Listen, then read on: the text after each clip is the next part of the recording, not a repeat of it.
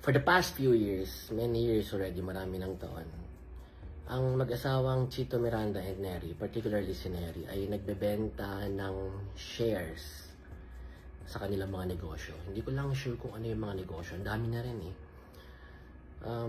Ang alam ko lang na may recall ako dahil may nakausap ko ng isang investor is yung F&B nila, food and beverage business nila, isa tong restaurant. Hindi ko na lang mapangalanan.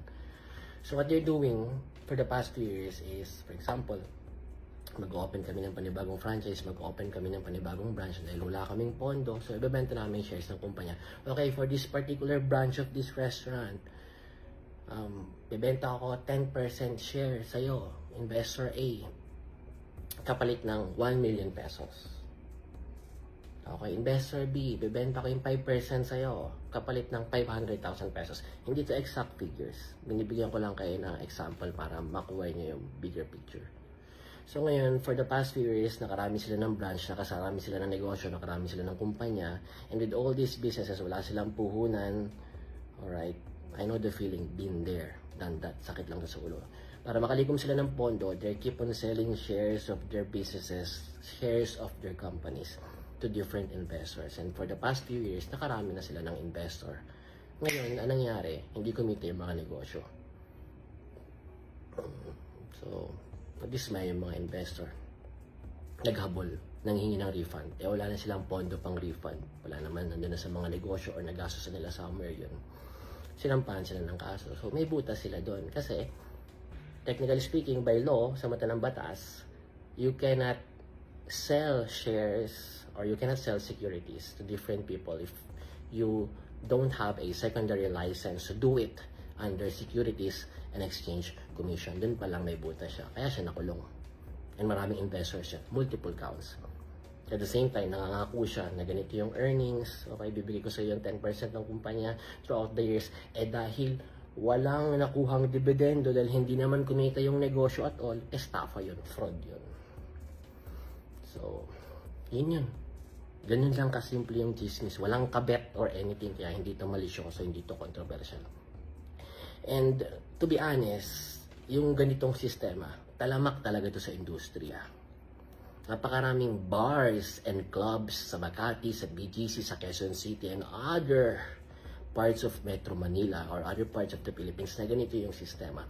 I'll give you one example. Merong isang famous restaurants with multiple branches in Metro Manila. Itago natin sa pangalang Medyo Lasing na Baboy. Siyempre, miiwas tayo sa libel eh. Medyo Lasing na Baboy.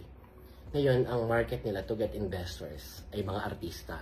Kaya kung mapapansin niyo, may mga artista na, oh, si ganito, part owner na tong ganitong restaurant.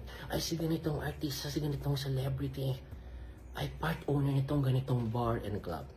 Paano nangyari? Paano sila naging part owner? Kasi bumili sila ng 1% share. Bumili sila ng 2% share. So for example, ako ngayon yung founder ng isang restaurant, ng isang bar or isang club. Lalapitan ko ngayon sa Celebrity A. Pag nalapitan ko sa Celebrity A, okay, 1% share ng kumpanyang to, ng restaurant na to, kapalit ng 1 million pesos. Exact amount na to. Hindi na to example. 1% ng restaurant na yan is kapalit ng 1 million pesos. Ngayon bilang celebrity, gusto mo ng prestige na matawag na part owner ka nitong kumpanya ito, part owner ka nitong restaurant ito, part owner ka nitong club ito sa BGC. Papatulan mo ngayon. So, bibili ka ngayon mga bagay ng 1 million pesos for 1% share. So, imagine nakalikom sila ng, for example, ako yung founder. Nakalikom ako sa maraming celebrities, maraming investors, maraming businessman ng 49 million pesos.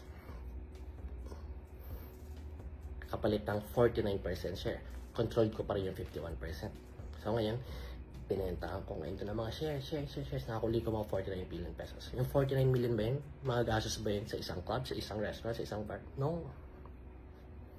Hindi pa man din nag-o-open yung negosyo. Hindi pa man din nag-o-open yung bar. Hindi pa man din nag-o-open yung club. Hindi pa man din nag-o-open yung restaurant.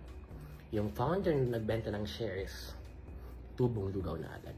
So, for example, dun sa nabenta niyang 49 million pesos, ang ginastos lang talaga sa restaurant, 20M. Yung 29 million, bulsa niya, ganyan.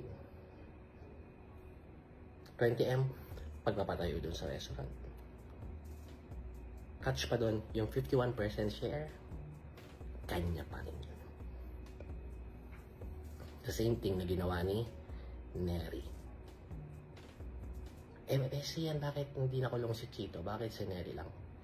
Kasi si Neri lahat nakapirma sa mga dokumento. So, that's it. Ganun lang kasimple yan.